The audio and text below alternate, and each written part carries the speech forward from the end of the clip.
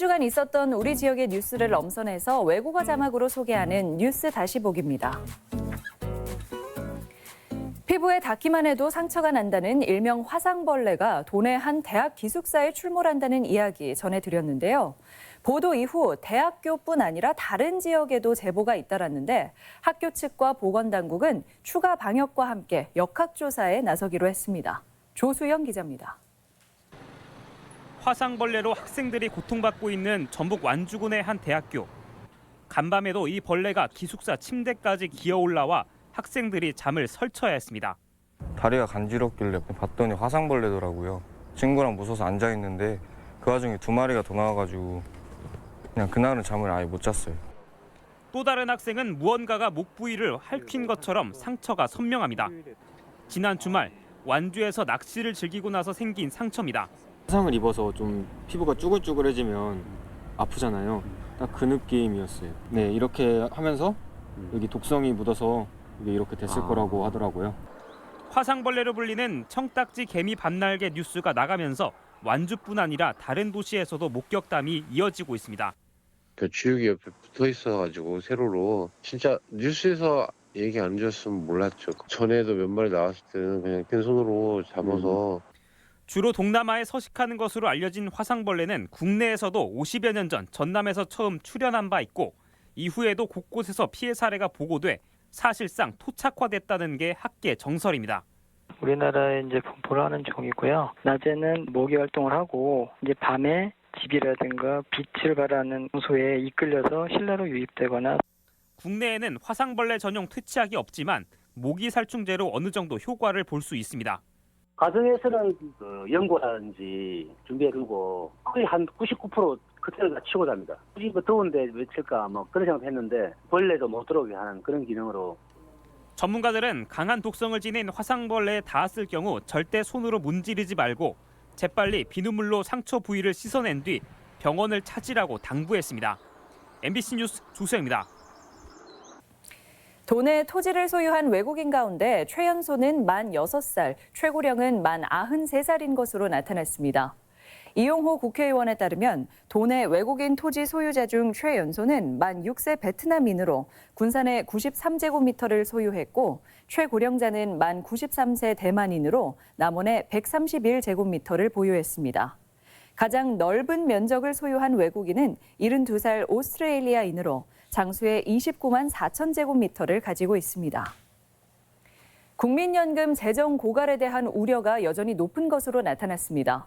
국회 김광수 의원실이 최근 국민 1,000명의 여론을 조사한 결과 51.9%가 국민연금이 고갈될 것 같아 불안하다고 응답해 불안하다는 답변이 1년 전보다 6.1%포인트 상승했습니다. 또 정년 연장이 된다면 의무 가입 연령을 단계적으로 65세까지 올리자는 데에도 58.8%가 찬성해 제도 개선의 필요성도 제기됐습니다. 음식물 쓰레기 처리장이나 쓰레기 소각장 같은 주민 기피 시설을 둘러싼 갈등이 최근 끊이질 않고 있습니다. 고창군이 새로 짓는 쓰레기 소각장을 놓고 공론화 협의체를 도입해 주목을 받고 있는데요. 해결을 모색하고 있어 새로운 모델이 될 수 있을지 관심이 모아지고 있습니다. 허현호 기자입니다. 고창 시가지에 꽃상여가 등장하고 삼배두건을 쓴 주민들이 장례 행렬을 이어갑니다. 이어진 집회에서 고창 부군수가 마이크를 잡자 여기저기서 보선과 함께 물병과 의자가 날아듭니다. 고창 아산에 들어설 쓰레기 소각장을 두고 주민들이 반대하고 나선 겁니다. 소각장을 추진하면서 주민들하고 전혀 협의한 바가 없습니다. 그래서 길거리에서의 집회도 여러 차례 있었고. 반면 고창군은 매립시설이 포화 상태인 상황에서 소각장 신설은 불가피하다며 양보하기 힘들다는 입장입니다. 갈등은 이후 8달 넘게 이어졌는데 최근 주민들과 고창군이 대화를 통해 해법을 모색하기로 뜻을 모았습니다. 소각시설은 현재 공정이 30%가량 진행됐지만 공론화 기간 중에는 잠시 공정을 중단하기로 했습니다. 주민들도 5차례 이어가던 시위를 잠시 멈추고 대화에 집중하기로 했습니다. 이 절차와 과정이 주민들의 동의와 이해관계자들의 이해를 잘 결합시켜서 문제를 해결하는 모범을 만들려고 하는 거죠.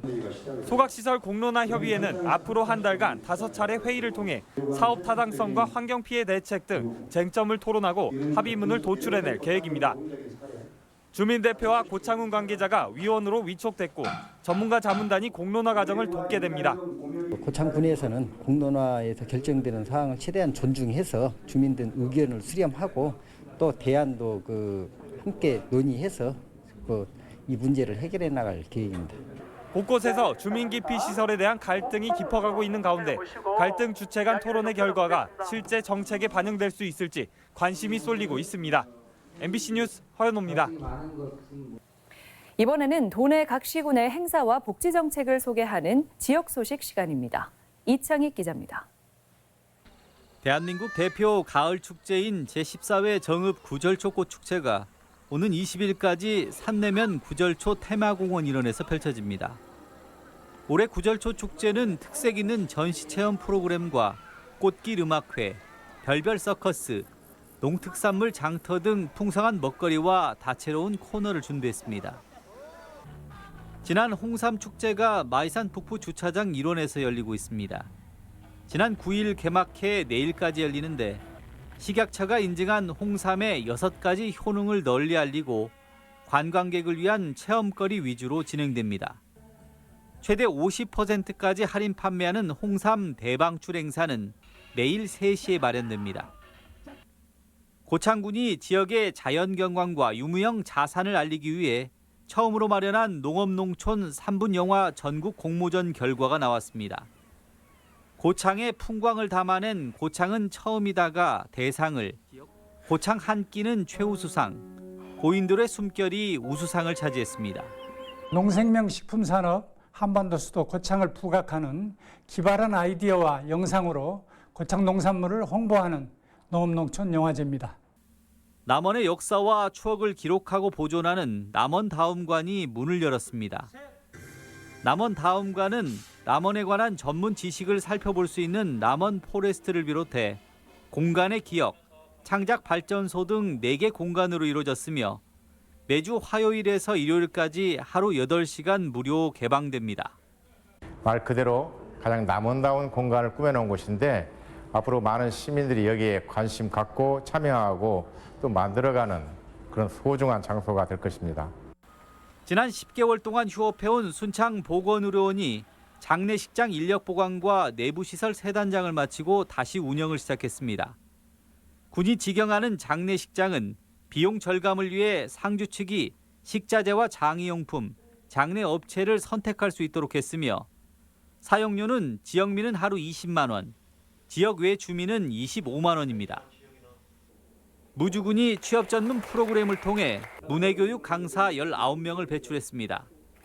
지난 석 달간의 실습으로 한글 지도사 자격증을 받은 강사들은 앞으로 보조 강사 경험을 쌓은 뒤 정식 교육 활동에 나섭니다. MBC 뉴스 이창익입니다. 전라북도에서 열리는 다양한 행사를 소개합니다.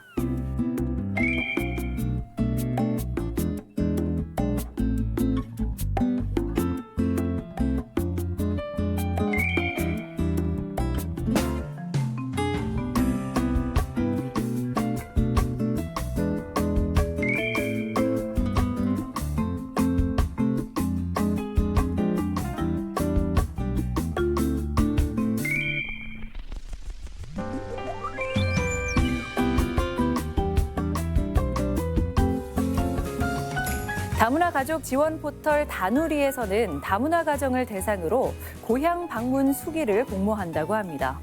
다문화 가족으로 한국에서 겪었던 감동적인 이야기나 잊지 못할 일화를 모집한다고 하니까요. 여러분 가슴 속에 담아두었던 이야기 이번 기회에 함께 나누면 좋을 것 같습니다. 다문화 활력 프로젝트 다정다감 오늘 준비한 소식은 여기까지입니다. 고맙습니다.